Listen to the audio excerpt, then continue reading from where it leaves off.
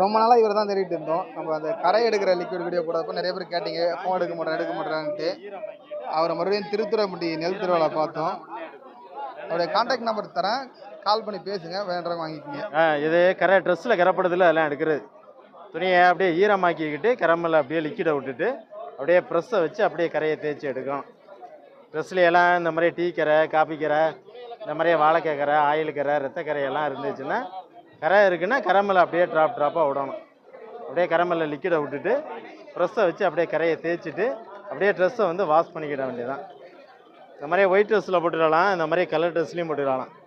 Colour, white, cotton, polyester, silk, synthetic எல்லா துணிக்கும் போட்டு யூஸ் பண்ணிடு.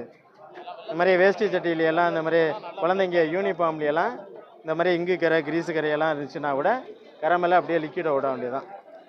இந்த மாதிரி சுத்தமாக போயிடும். எல்லா துணிக்கும் போட்டு யூஸ் பண்ணிக்கலாம். தேவைப்பட்டு